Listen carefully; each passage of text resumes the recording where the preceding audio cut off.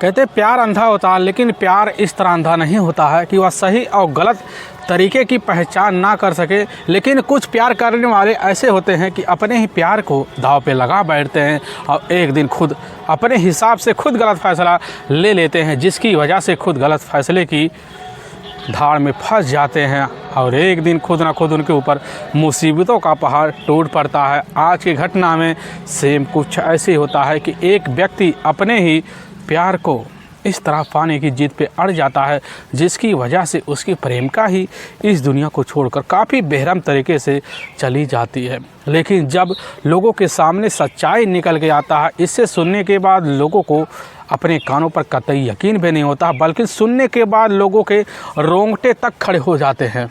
आखिर क्या था आज की घटना में, आज की घटना में क्या हुआ, आज की घटना की आप पूरी तह तक सच्चाई जानने के लिए इस वीडियो को आप लास्ट तक ज़रूर देखिएगा। नमस्कार दोस्तों, मैं प्रदीप कुमार आपको इस टेढ़ी बात चैनल पे मैं स्वागत करता हूं। दोस्तों आज की यह जो सच्ची घटना है, यह घटना सुनाने से पहले मैं आपसे एक छोटा सा रिक्वेस्ट करना चाहता हूं, क्योंकि आप अगर इस चैनल पर नए आए हुए हैं, पहली बार आए हुए हैं, तो एक बार जाकर आप अपने इन्हीं प्यारे हाथों से आप इस चैनल को सब्सक्राइब ज़रूर कर लीजिएगा, ताकि आपकी वजह से आज यह वीडियो काफ़ी लोगों तक पहुंचाया जा सके, और इसके लिए हम आपके तहे दिल से शुक्रगुजार भी रहेंगे। दोस्तों आज की यह जो सच्ची घटना है, यह घटना छत्तीसगढ़ प्रदेश का और उसी का बिलासपुर एक ज़िला लगता है, ठीक उसी का ही सरकंडा थाना पड़ता है और उसी का ही राजस्व कॉलोनी पड़ता है। मैं बात कर रहा हूँ 21 अगस्त साल 2019 का ही। तो राजस्व कॉलोनी में है एक हॉस्टल होता है, उसी हॉस्टल का ही रहने वाला राकेश शर्मा होता है। लेकिन जैसे ही अब दोपहर का वही लगभग 3 बजे के आसपास टाइम होता है, तो राकेश शर्मा अपने ही कमरे में मौजूद होता है। लेकिन जैसे ही दरवाजे पर जाता है, तो उसके बगल वाले कमरे में से एक लड़की की कराहने की बड़ी तेज़ से आवाज़ आती है। और राकेश शर्मा जैसे कराहने की आवाज़ सुनता है, लड़की की आवाज़ समझ जाता है कि आखिर लड़की उस कमरे में कौन हो सकती है। राकेश शर्मा अपना दरवाज़ा खोलता है और बगल वाले दरवाजे के करीब जाता है। दरवाज़ा अर्ध खुला होता है, अंदर झांक के देखता है तो वहाँ जो बिस्तर होता है, उसी बिस्तर पर एक लड़की खून से लथपथ अवस्था में, कराहती हुई अवस्था में अब पड़ी होती है। राकेश शर्मा यह नज़ारा देखता एकदम थर्रा सा जाता कि वह जो लड़की होती है उसकी पहचान की होती है प्रियंका श्रीवास, जिसकी उम्र लगभग 22 साल के आसपास होता है।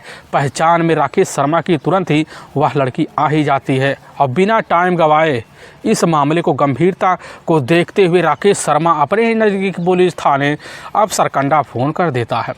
वहाँ के जो थाना प्रभारी होते हैं जयप्रकाश गुप्ता खबर पाते हैं, एक्शन में आते हैं, बड़े अधिकारी को खबर देते हैं और अपनी जिप्सी लेते हैं और लेने के बाद उसी राजस्व कॉलोनी के हॉस्टल में पहुँचते हैं।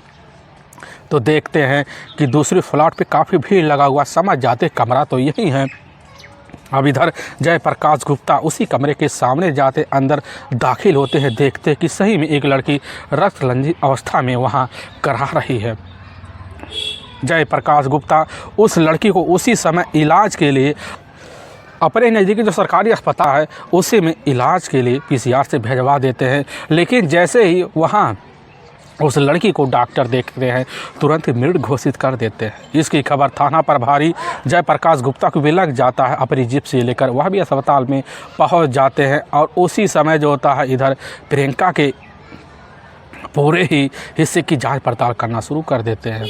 लेकिन जब डॉक्टर द्वारा पूरी तरह से यकीन हो जाता है कि प्रियंका को तो उसी घटना पर मौत हो चुकी होती है पहले से ही, लेकिन पुलिस की जो टीम होती है डॉक्टर से कुछ पूछताछ करती है और वहीं उसी अस्पताल में ही मोर्चरी में प्रियंका के बॉडी को रखवा देती है।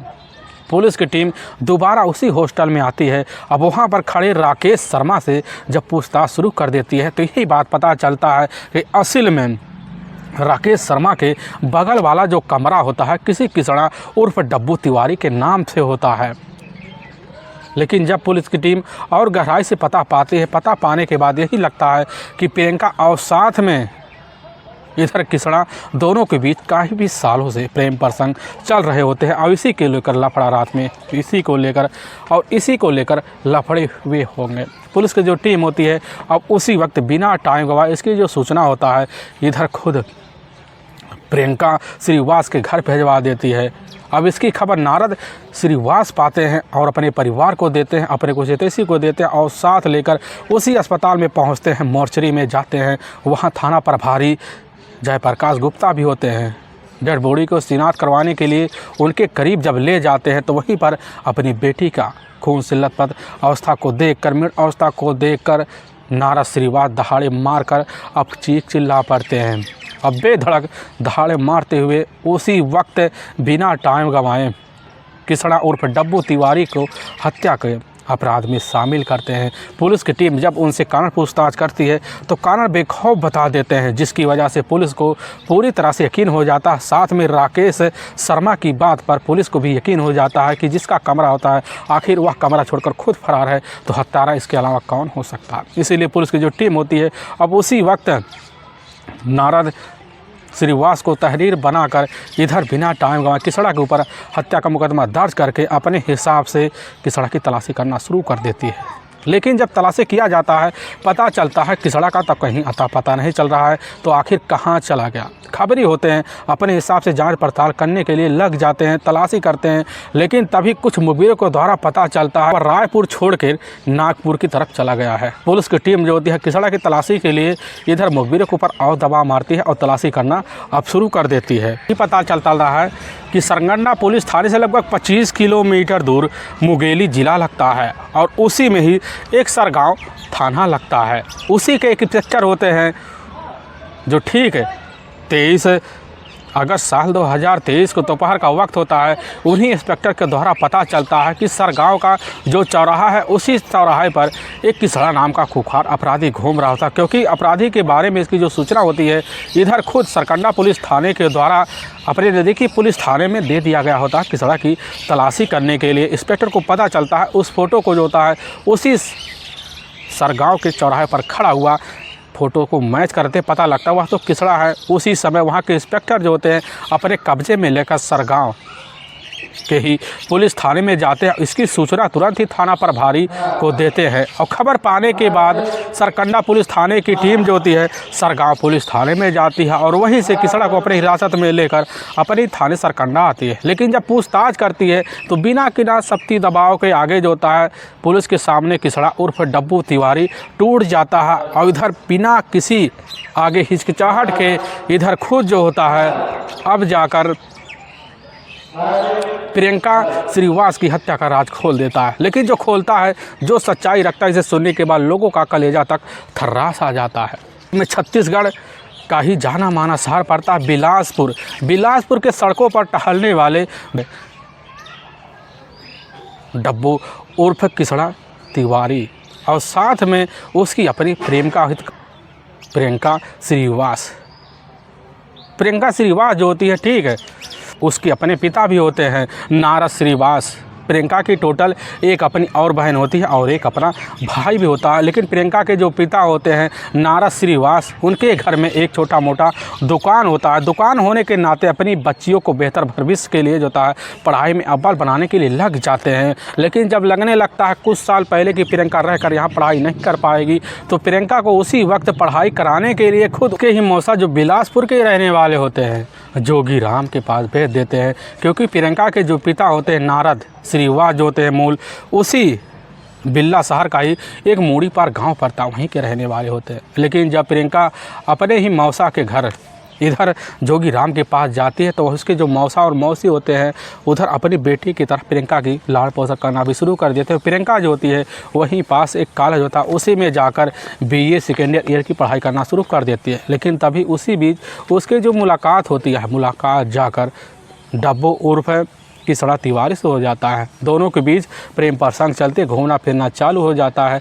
और जब चालू हो जाता है तो इसी बीच जो होता है किसड़ा अपने परिवार वालों से काफ़ी दुखी हो जाता है, क्योंकि किसड़ा के परिवार वाले खुद किसड़ा से दुखी होते हैं, जिसकी वजह से किसड़ा को खुद अपने घर से अलग कर देते हैं। और किसड़ा खुद एक नया कमरा जो होता है राजस्व कॉलोनी में लेता है और लेकर वहीं पर हॉस्टल होता रहना अब शुरू कर देता है। और जब रहने लग जाता है तो उसके पास खुद का एक बुलेट होता है लेकिन उस बुलेट का खर्चा चलाने के लिए इधर किसड़ा जो होता है अपने पास एक कार गैरेज होता है, उसी में जाकर काम करना शुरू कर देता। ठीक ठाक पैसे जाते, इसी से अपने पूरे शौक किसड़ा भी पूरा करने लग जाता। लेकिन जब मुलाकात होती है किसड़ा और साथ में प्रियंका के बीच, दोनों के बीच वादे भी होते हैं, शादी तक के वादे हो जाते हैं, दोनों साथ जीने मरने की कस्में भी खा लेते हैं।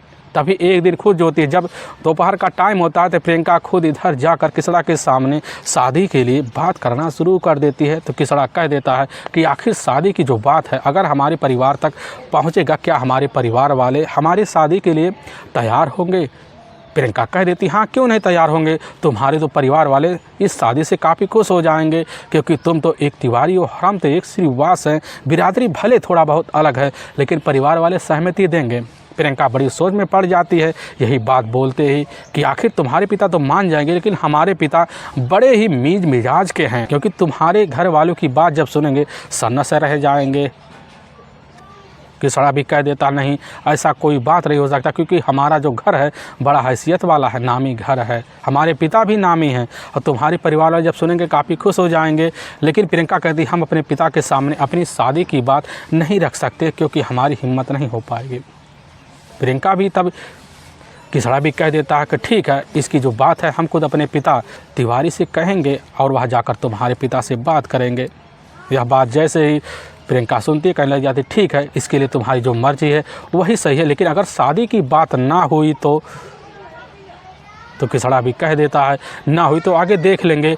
लेकिन इधर खुद प्रियंका कह देती है कि अगर ना हुई तो देखेंगे नहीं, फिर हम दोनों का रिश्ता जो होता है उसी समय ख़त्म हो जाए, यह भी समझ लो। किसड़ा भन्ना जाता कि आखिर तुम्हारी चाहत बस इतनी थी, आखिर हमारे भी वादे हैं, तुम्हारे भी कुछ सपने, हम दोनों सपने मिलकर कहीं ना कहीं पूर्ण करेंगे, चाहे हमें घर छोड़कर दहलीज छोड़कर भागना क्यों ना पड़े। प्रियंका कहती है या कतई हरगिज़ हम कदम उठा नहीं सकते, क्योंकि हमारे परिवार की काफ़ी ज़्यादा बदनामी होगी। अगर हमारे पिता शादी के लिए मान जाते हैं तो तुम्हारे साथ शादी करने के लिए तैयार हैं। किसड़ा जब सुन लेता है इधर जाकर खुद प्रियंका की बात लगने लगता है कि चलो प्रियंका शादी के लिए तो तैयार है, और किसड़ा जाता है अपने ही पिता लक्ष्मी नारायण को उधर एक एक बात बता देता है। बताने के बाद उसके जो पिता होते हैं अपने बेटे को काफ़ी समझाने का प्रयास करते हैं, लेकिन किसड़ा जो होता है लक्ष्मी प्रसाद की एक बात भी नहीं सुनता है। वह अपने बात पे अड़ जाता है, जिसकी वजह से एक पिता होने के नाते लक्ष्मी प्रसाद अपने बेटे के जिद के आगे टूट जाते, मजबूर हो जाते हैं और उसी वक्त फैसला लेते हैं कि ठीक है हम जाकर तुम्हारे उसके जो अपने पिता है नारद श्रीवास से बात करेंगे। और यह बात सुनते ही उसी वक्त बिना टाइम गंवाए श्री लक्ष्मी प्रसाद जो होते हैं अपने कुछ हितकारियों को साथ लेते हैं और साथ लेने के बाद बूढ़ी पारा में अब चले जाते हैं। अब श्री लक्ष्मी प्रसाद जो होते हैं जैसे ही अब इधर नारद श्रीवास को देखने के बाद अंदर घुसते और नारद श्रीवास जो होते हैं लक्ष्मी प्रसाद को देखते हैं, अनजान व्यक्ति समझकर भी अपने एक हितैषी समझकर भी अपने घर में उनको दाखिला दे देते हैं और अपने ही पास खड़े कर उनसे कुछ इशारों में बात करते हैं। इशारों को बात करने के बाद लक्ष्मी प्रसाद जो था उनके इशारों को समझकर एक सोफ़ा होता है उसी पे जाकर अब बैठ जाते हैं। दूसरी तरफ इधर नारद श्रीवास भी होते हैं, बड़े ही तौर तरीके से उनका पता ही भी पूछते हैं, लेकिन जब पूछते हैं लक्ष्मी प्रसाद यही बात कहने लग जाते हैं कि आप भी हमारी बिरादरी के और हम भी आपकी बिरादरी से हैं, इसीलिए दोनों का बिरादरी जो होता है बेजोड़ मिलता जुलता है। थोड़ी बहुत अगर फ़र्क है तो इसमें क्या बात है, लेकिन यह बात नारद श्रीवास नहीं समझ पाते हैं कि लक्ष्मी श्री प्रसाद कहना क्या चाहते हैं। और उसी वक्त जो होता है नारद श्रीवास कह बैठते हैं आप बताइए आप कौन हैं और आप क्या चाहते हैं, आपकी क्या राय मशवरा है। यह बात लक्ष्मी प्रसाद सुनते हैं, कहने लग जाते हैं कि हम अपने बेटे किसड़ा तिवारी के तरफ से आपकी बेटी जो होता है प्रियंका का हाथ मांगने के लिए आए हुए हैं, क्योंकि हमारा अपना बेटा और प्रियंका आपकी जो बेटी है दोनों एक दूसरे के काफ़ी बेखौफ तरीके से दोनों को जानते और पहचानते हैं। दोनों ने मिलकर आपस में सहमति भी जताया है कि हम शादी करेंगे तो सिर्फ एक दूसरे के ही साथ करेंगे, इसलिए हम चाहते हैं कि आप अपनी बेटी का जो हाथ है प्रियंका का हाथ हमारे अपने बेटे किसड़ा के हाथ में दे दे, जिसकी वजह से यह पारिवारिक जो रिश्ता है सामाजिक रिश्ता है पूरी तरह से संबंध में बदल जाए। यह बात सुनते हैं, सुनने के बाद नारद श्रीवास जो थे बड़े ध्यान से लक्ष्मी प्रसाद को लगते जाते हैं, इशारों को लगते जाते हैं, कहने लग जाते हैं कि हम अपनी बेटी का जो रिश्ता होता है पहले से कहीं और तय कर चुके हैं।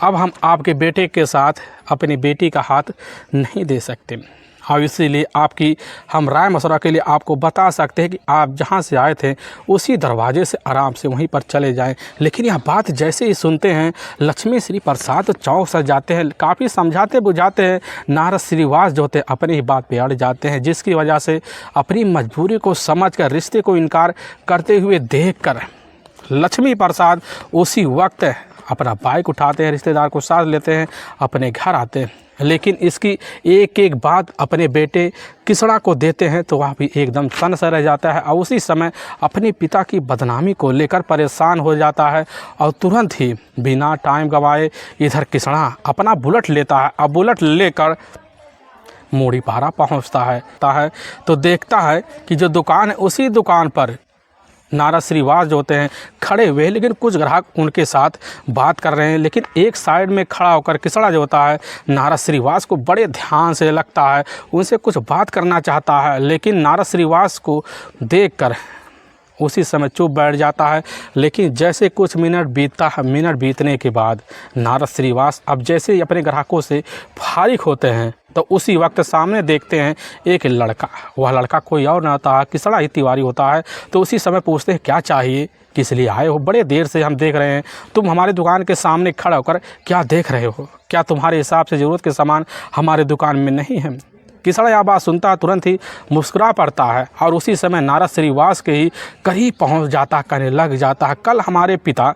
यह बात जैसे ही अब किसड़ा अपने पिता का नाम लेते हुए कहता है, वह समझ जाते हैं कि हाँ कल हमारे पास कोई आया हुआ था अपने ही बेटे के, हमारी बेटी का हाथ मांगने के लिए। कहने लग जाते हैं कि हमने जो तुम्हारे पिता से बात की है वह पूरी तरह से सही है और वही हमेशा सही रहेगा और इसलिए हम चाहते हैं कि अपनी बेटी के लिए हम अपने हिसाब से रिश्ते कर चुके हैं और उसी के साथ शादी तय भी करने वाले हैं।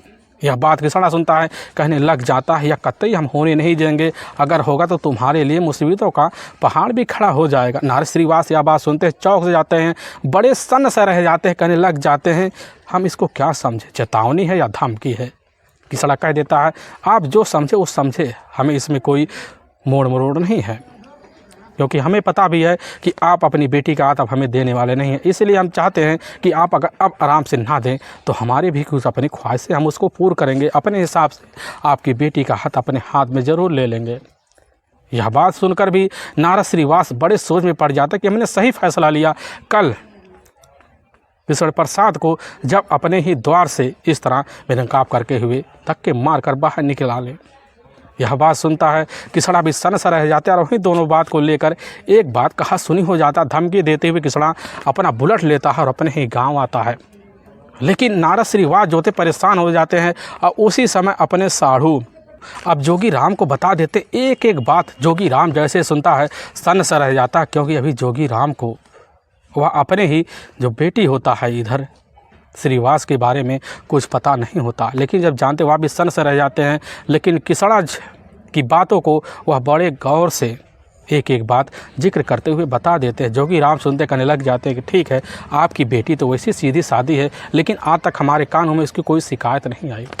वही काफ़ी राय मशवरा देते हैं और उसी दिन से श्रीवास जो होते हैं अपनी बेटी को पाबंदी लगाने के लिए हिदायत देते हैं। जोगी राम भी समझ जाते हैं।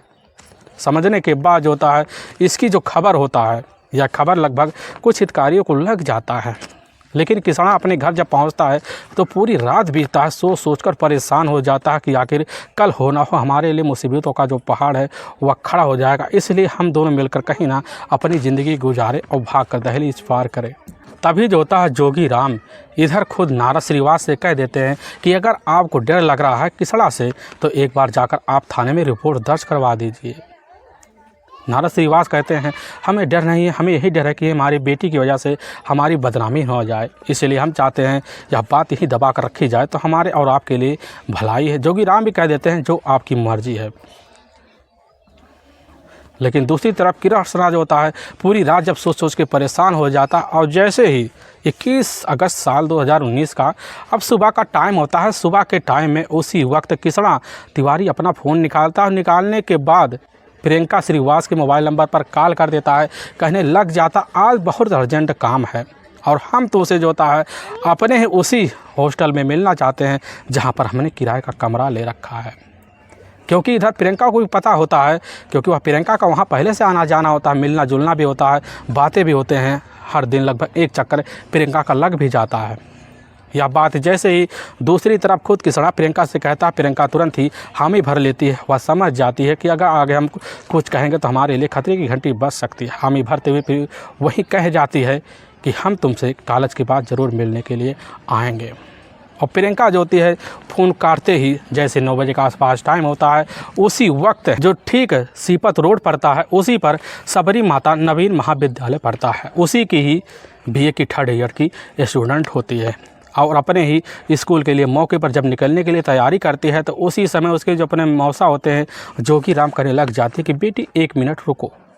वह रुक जाती है, कहने लग जाती कि बेटी हमें तुम्हारे बारे में एक एक बात पता चल गया है, क्योंकि तुम्हारे जो पिता हैं इधर खुद नारद श्रीवास ने हमें पूरी जानकारी दे दी है। क्योंकि जो लड़का है कृष्णा वह लड़का तुम्हारे ही घर कल अपनी बुलेट लेकर पहुंचा था और तुम्हारे पिता को धमका कर चला आया है। यह बात प्रियंका सुनती सन्न सा रह जाती है कि आखिर वह किस तरह की हरकत कर सकता है। लेकिन जोगी राम कृष्णा की बात को लेकर बड़े अहमियत से इधर प्रियंका को समझाते बुझाते हैं। प्रियंका कह देती मौसा जी हम ऐसा कोई गलत कदम नहीं उठाएंगे जिसकी वजह से हमारे पिता की बदनामी हो आगे, और बदनामी भी नहीं देखना चाहते हैं, क्योंकि हमें पता हमारे पिता ने हमें अपने भरोसे पर हमें गांव छोड़कर आपके पास पढ़ाई लिखाई के लिए भेजा है और हम नहीं चाहते आगे चलकर हमारे पिता के आगे कोई दिक्कतों का पहाड़ टूटे। यह बात बड़े ध्यान से भी जोगी राम भी सोचते हैं और सुनते भी हैं। समझ में आ जाता है कि बेटी बड़े ही अपने स्थान पर निर्णय है। निडर समझकर बेटी को समझा बुझाकर हिदायत देकर वहाँ से भेज देते हैं। अपने कॉलेज जाती है, लेकिन जैसे ही अब दोपहर का 12 बजे के वश होता है, लेकिन जैसे ही दोपहर का टाइम हो जाता है तो उसी वक्त जो था अपने हॉस्टल से इधर खुद कृष्णा तिवारी प्रियंका के मोबाइल पर कॉल करता है, कहने लग जाता है कि प्रियंका इस समय तुम कहाँ हो। प्रियंका कह देती है कि हम कॉलेज से निकल रहे हैं, जस्ट तुम्हारे पास पहुँच रहे हैं। इधर अपने हॉस्टल में खड़े खड़े घंटों इंतजार करता है। जब देखता प्रियंका नहीं आए तो उसी समय गुस्सा हो जाता, क्योंकि प्रियंका के लिए काफ़ी सारे गिफ्ट अपने कमरे में लाकर रखा हुआ था। मनाने की भरपूर कोशिश करने का प्रयास भी करने वाला होता है। लेकिन जैसे दोपहर का 2 बजे के आसपास टाइम हो जाता है तो इधर कृष्णा परेशान हो जाता, लगने लग जाता है प्रियंका कहीं हमसे मुँह तो नहीं मोड़ ली। प्रियंका के पास फ़ोन करता है, लेकिन प्रियंका जब फ़ोन को रिसीव करती है पता चलता इस समय प्रियंका अशोक नगर है और बिना टाइम गवाए होती है। उसी वक्त इधर कृष्णा तिवारी अपना बुलेट लेता है और लेकर अशोक नगर जो चौराहा पड़ता वहीं पहुंच जाता है। काफ़ी लोगों की संख्या होती, दुकानदार अपने दुकान खोलकर बैठे होते हैं बड़ी फुर्सत में, लेकिन बुलेट की गड़गड़ाहट की आवाज़ काफ़ी दुकानदारों के कानों तक पहुंच जाती है। और एकाएक बुलेट से नीचे उतरता है और प्रियंका को उसके 2 सहेलियों के साथ वहीं देखता है। तुरंत ही उसी समय प्रियंका को धमकाती आवाज़ में कहने लग जाता है कि हम तुम्हें अपने ही हॉस्टल में बैठकर काफ़ी घंटों से इंतज़ार कर रहे हैं, लेकिन तुम हमारे बातों का सही जवाब क्यों नहीं दे रही हो। यह बात सुनती प्रियंका भी उसके लफ्ज़ को सुनकर समझ जाती है कि आखिर कितने गुस्से में कृष्णा बोल रहा है। कह देती है कि हम तुम्हारे लिए अपनी पढ़ाई और साथ में अपनी ज़िंदगी तबाह करके तुम्हारे पास चले आएँ। यह बात सुनता है कृष्णा सन से रह जाता है कि आखिर प्रियंका किस तरह की जवाब दे रही है। और उसी वक्त प्रियंका तुरंत दोहरा बैठती है कि आखिर तुम हमारे पिता के पास कल क्यों इस तरह बेतुका बयान देकर वहाँ से चले आए, जिसकी वजह से हमारे पिता हमारे ऊपर खुद पहरा लगाए बैठ गए हैं।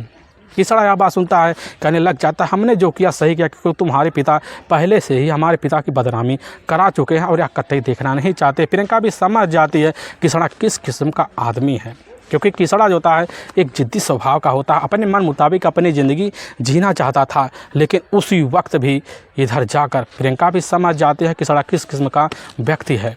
और वहीं कहने लग जाती है कि हमारे पिता जहाँ भी चाहेंगे हम वहीं शादी करेंगे, क्योंकि हमारी ज़िंदगी जो होता है उन्हीं की बदौलत चल रही है और आगे चलेगी भी। यह बात सुनने के बाद कृष्णा और प्रियंका के बीच वहीं जोर झगड़े तकरार हो जाते हैं। लेकिन सामने खड़े एक उसी इलाके के नेता होते हैं, काफ़ी जाने माने, वह भी वहीं होते हैं। एक टी स्टॉल पर पहुँचते हैं, दोनों को समझाते बुझाते हुए इधर जो होता है खुद किसड़ा जो होता है अपनी ही बुलेट पर अपने दोनों हाथों से प्रियंका को पकड़ता है। पकड़ने के बाद बड़े प्यारे लफ्ज़ों से एक बात कहते हुए प्रियंका को उसी बुलेट पे बैठाता है। बुलेट चलाते हुए हॉस्टल में लेकर पहुंचता है। कुछ देर बैठकर पहले तो दोनों प्यार वाली लफ्ज़ों वाली कुछ बात करते हैं, लेकिन जब प्यारी प्यारी बातों में इधर कोई प्रियंका उलझ जाती है तो उसी बीच समझ जाता है किसड़ा भी कि अब बात आगे बढ़ने वाली है। बड़ा खुश हो जाता होने के बाद वहाँ जाता, होटल में खाना पैक करवाता और लेकर फिर उसी हॉस्टल में पहुँचता है। खाना खाने के बाद जैसे लगभग 2 बजे के आसपास टाइम होने वाला होता है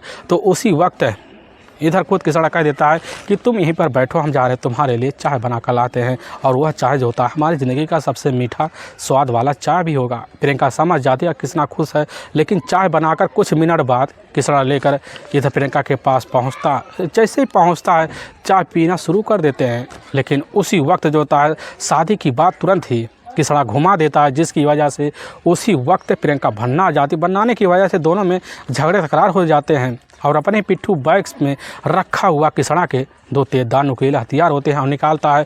एक के बाद एक वार इधर प्रियंका श्रीवास के ऊपर करना शुरू कर देता है, जिसकी वजह से प्रियंका श्रीवास वही फर्श पे खून से लथपथ अवस्था में गिर जाती है और कराहना शुरू कर देती है। यह हंस रहा नज़ारा देखकर उसी वक्त जो होता है इधर किसड़ा वहाँ से फरार होता है। फिर अपने ही दोस्त के पास जाता, 500 रुपया लेता, वहाँ से ट्रेन पकड़ने की भरपूर कोशिश करता है और करने के बाद जो होता है उसी समय नागपुर जाने की तैयारी करता है। लेकिन पुलिस के हथकंडे जो होता है कैसे न तैसे चढ़ पे जाता है। लेकिन वाकई में दोस्तों पुलिस के सामने जब यह सच्चाई किसड़ा तिवारी रखने के बाद पुलिस को तो पहले अपने कानों पर यकीन नहीं होता है, लेकिन पुलिस की जो टीम होती है जब शक्ति दिखाती टूटता जो सच्चाई आता है इसे सुनने के बाद लोगों के कानों तक यह खबर पहुंचती भी है और सनसा रह जाते हैं। लेकिन पुलिस की जो टीम होती है किसड़ा श्रीवास को ले जाती, वहाँ के न्यायालय में पेश कर देती है और न्यायालय में काफ़ी गंभीर धारा मुकदमा दर्ज करके ले जाकर हमेशा के लिए जेल के सलाखों के पीछे अब डाल देती है। दोस्तों हमें इस घटना का सुनाने का जो उद्देश्य है किसी के दिल को ठेस पहुंचाना नहीं है, बल्कि आपको यह बताना कि आप जहां भी रहें आप सावधान